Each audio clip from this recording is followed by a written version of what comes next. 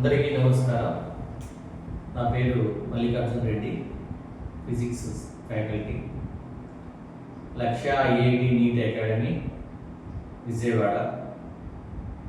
So ఈరోజు ఉన్నటువంటి పరిస్థితి ఏమిటి అని అంటే, రీనీట్ ఎగ్జామ్ని కండక్ట్ చేస్తున్నామని ఎన్టీఏ ప్రకటించిన తర్వాత చాలామంది పేరెంట్స్లో కానీ స్టూడెంట్స్లో కానీ కలిగే ఆందోళన, మేము నీట్ ఎగ్జామ్ని మళ్ళా బాగా రాయగలమా లేదా అనేటువంటిది మీమాంసలో ఉండటం అనేది మనం చూస్తూ ఉంటాం. సో దీనికి కొన్ని నాకు తెలిసినటువంటి విషయాలు, స్టూడెంట్ ఎలా ప్రిపేర్ అవ్వాలి, స్టూడెంట్ ఎలా ఉండాలి, స్టూడెంట్ రేపటి రీనీట్ ఎగ్జామ్ని ఎలాగా ఫేస్ చేయాలనే దాని మీద కొన్ని విషయాలు మీతో షేర్ చేసుకుందామని నేను ఈ వీడియో చేస్తున్నాను. ముందుగా స్టూడెంట్ మానసిక పరిస్థితి బాగుండాలి. స్టూడెంట్ మానసిక పరిస్థితి బాగుండాలి అంటే స్టూడెంట్ చుట్టుపక్కల ఉండేటటువంటి మనము స్టూడెంట్ని ఎంకరేజ్ చేయవలసిన అవసరం ఉంది. స్టూడెంట్కి ఒక నమ్మకము ఏర్పడే విధంగా మనము మాట్లాడాల్సిన అవసరం ఉంది. స్టూడెంట్కి ఒక గోల్ రీచ్ అవుతాము అనేటటువంటి దారిని చూపే విధంగా మనం మాట్లాడాల్సిన అవసరం ఉంది. సో స్టూడెంట్కి ఆత్మస్థైర్యం కలగాలి అంటే ఏం చేయాలి? ఎలాంటి స్టూడెంట్స్ ఉంటారు? 720కి 600 మార్క్స్ పైన వచ్చి ఖచ్చితంగా సీటు వస్తుంది, మళ్ళీ అవే మార్క్స్ నేను పొందగలుగుతానా లేదా అనేటువంటి అనుమానం ఉన్నటువంటి స్టూడెంట్స్ కొంతమంది ఉంటారు. లేదంటే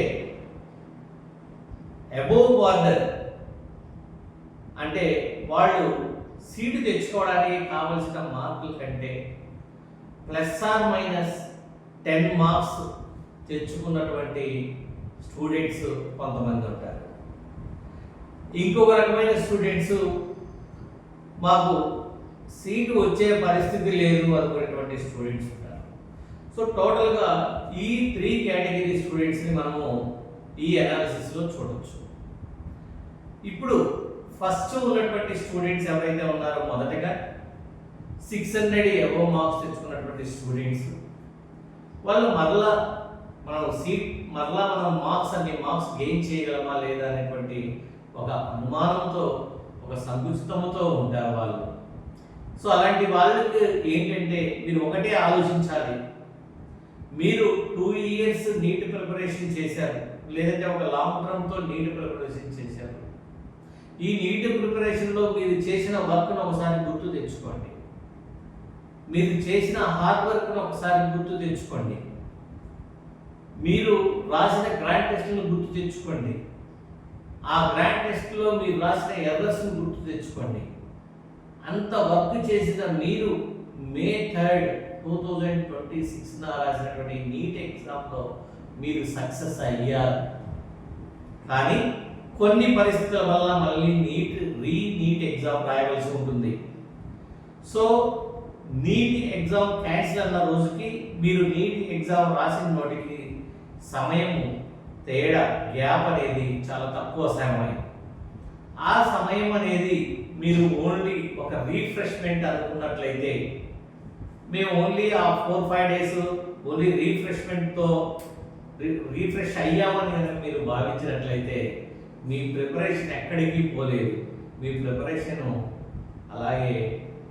ప్రిపరేషన్ అనేది టెస్ట్ల దగ్గర ఆగింది, గ్రాండ్ టెస్ట్ల దగ్గర ఆగింది మీ ప్రిపరేషన్.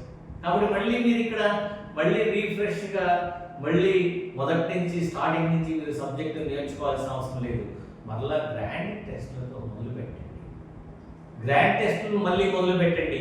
డైలీ గ్రాండ్ టెస్ట్ రాయండి. దానిలో ఉన్న మిస్టేక్స్ని రెక్టిఫై చేసుకోండి. ఓకే, వాటికి సంబంధించినటువంటి ఎర్రర్స్ ఏవైతే ఉన్నాయో వాటన్నింటినీ కూడా మళ్ళీ నోట్ చేసుకుంటూ మళ్ళీ ప్రిపరేషన్ కొనసాగించండి. ఓన్లీ 3-4 గ్రాండ్ టెస్ట్ రాసిన అనంతరం మీలో ఆత్మస్థైర్యం అనేది, మీలో నమ్మకం అనేది కలుగుతుంది. ఇక రెండవ కేటగిరీ స్టూడెంట్స్ ఎవరైతే ఉన్నారో బార్డర్కి ఎబో ఒక +10 ఆర్ +20 మార్క్స్ తేడాతో ఎవరైతే బార్డర్కి దగ్గరగా ఉన్నారో అలాంటి స్టూడెంట్స్ ఏం చేయాలి? చాలా మంచి సమయం. మీకు ఆ అనుమానం ఈసారి కలగదు. ఈసారి మీకు తప్పకుండా మీ బార్డర్ కంటే ఎక్కువ మార్క్స్ వస్తాయని మీరు నమ్మండి. ఆ నమ్మకం పొందడానికి మీకు సమయం వచ్చిందని భావించండి.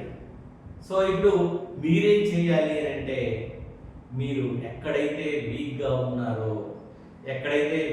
ఉన్నారో ఆ పాయింట్స్ తీసుకోండి, ఆ ఏరియాస్ తీసుకోండి.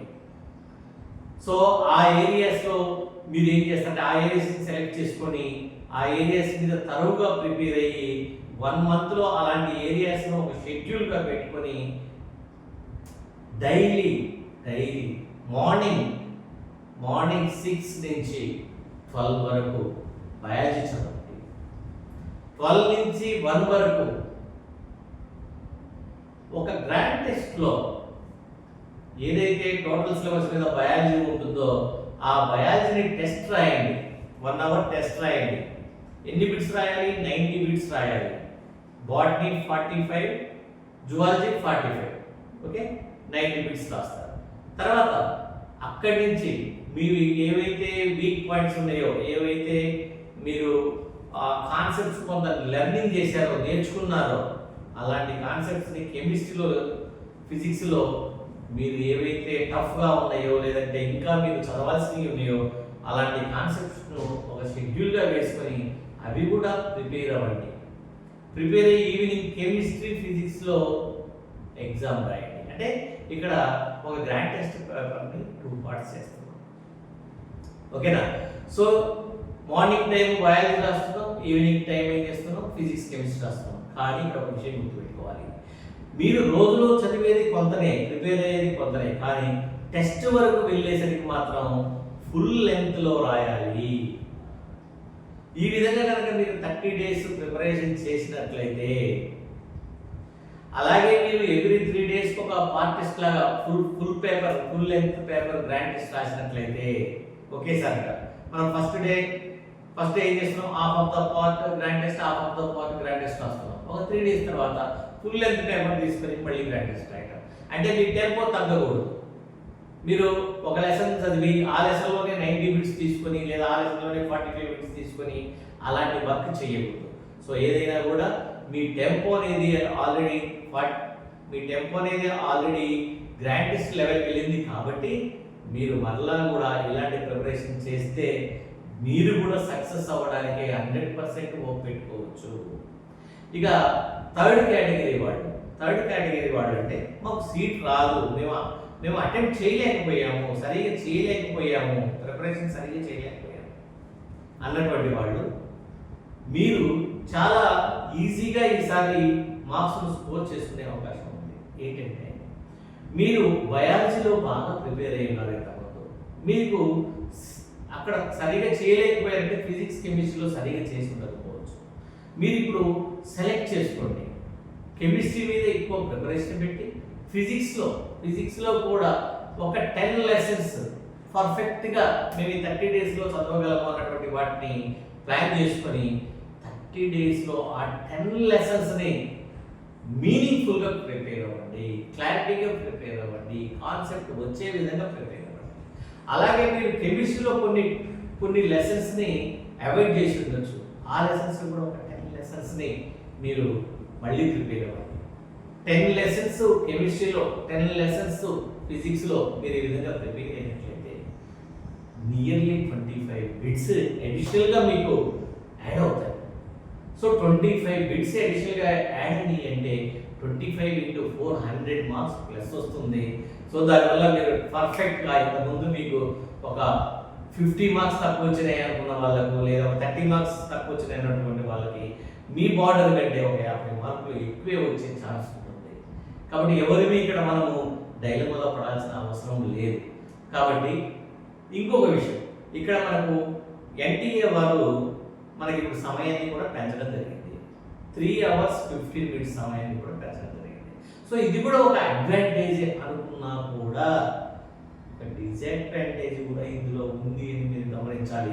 ఎవరైతే ఉపయోగించుకుంటారో వాళ్ళకి అడ్వాంటేజ్, ఎవరైతే ఉపయోగించుకోరో వాళ్ళకి డిసడ్వాంటేజ్ అవుతుంది. ఎందుకంటే ఆ 15 మినిట్స్ గ్యాప్లో చాలామంది ఎగ్జామ్ను బాగా రాస్తారు.